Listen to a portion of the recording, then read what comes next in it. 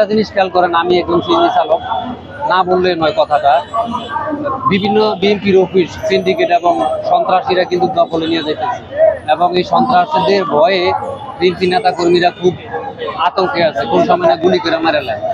ওই যে দেখেন বিভিন্ন জায়গায় বিএনপি নেতা কর্মীদেরকে টার্গেট করে, ফায়ার করে, মাইরা ফালায়, এই জন্য অনেকে ভয়ে আছে। তো আসলে এই সন্ত্রাস দমন না করতে পারলে বিদেশিরা কিন্তু বাংলাদেশে বিনিয়োগ করতে আসবে না, এবং বিশেষ করে বাংলাদেশের ব্যাংকে অনেক টাকা পয়সা জমা আছে, সেখান থেকে টাকা পয়সা তুলবে না এবং কেনাকাটাও করবে না। আপনারা দেখেছেন যে পেপার পত্রিকা, টিভি টেলিভিশনে, ফেসবুক উঠে আসে যে একজনের যদি একটা ফ্ল্যাট কিনে, একজনের যদি একটা জমি কিনে, চাঁদাবাজারা 10 লাখ 20 লাখ টাকা চাঁদা চেয়ে বসে থাকে।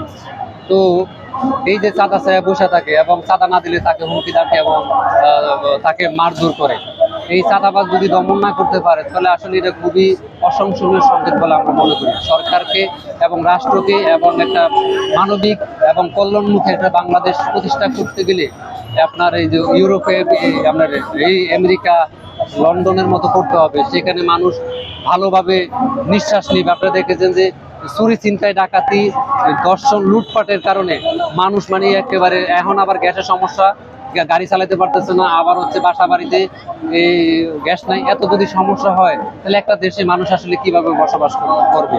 তো আসলে আমি একজন সিএনজি চালক, আমার যদি আল্লাহ অর্থ দিত, টাকা পয়সা দিত, তা আমি আসলে একটা পাসপোর্ট করে বিদেশের দিকে চলে যেতাম। তা আমার তো আসলে ওরকম অ্যাবিলিটি নাই। এমন একটা বাংলাদেশে বসবাস করি যেখানে মানে আসলে একটা নেতা কিন্তু কেমনি তৈরি হয় না, অনেক অন্যায়, অপরাধ, দুর্নীতি, দুঃশাসন, জুলুমের বিরুদ্ধে লড়াই করে কিন্তু নেতা তৈরি হয়। সেই নেতারা কি করে, সেই নেতাদেরকে কি করে সন্ত্রাসীরা গুলি করে মারা ফেলায়। এটা কেমন বাংলাদেশ বসবাস? তাহলে ভালো সমাজ, ভালো একটা দেশ কি এই কেউ নেতৃত্ব দিতে আসবে না? তো আমার প্রশ্ন হচ্ছে, কেন সন্ত্রাসীরা টার্গেট করে বিএনপির নেতা কর্মীদের? এই সন্ত্রাসীদের কাছে কেন বিএনপির নেতা কর্মী আজকে? তো মাননীয় স্বরাষ্ট্রমন্ত্রী কাছে এবং মাননীয় আমাদের প্রধানমন্ত্রী তারেক রহমান সাহেবের কাছে আমাদের উদ্যোগ আহ্বান থাকবে যে আপনি যদি সন্ত্রাস দমন না করতে পারেন, চাঁদাবাজি দমন না করতে পারেন, তাহলে আসলে দেশের মানুষ মানে মানে হাসরের কিয়ামতের দিন যেরকম করে যে আমরা বাঁচাও এরকম সন্ত্রাস আমরা দেখছি কয়েকদিনের ভিতরে অনেক সন্ত্রাস ধরে ফেলছে।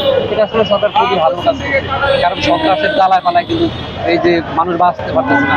সিএনজি থেকে টাকা মানে আমরা গাড়ি চালাই, হট করে মনে করেন যে ঘুরি সামারি চাপু, ওই চাপাটি, এত বড় বড় চাপাটি আচ্ছু করবার গাড়ির মধ্যে ব্রেক দেয় সামনে, এই যা আছে বাইক কর। এখন ভাই ওই যে যাত্রীরা ডরে বয়ে দিয়ে দেয়, এই লোক ভাই।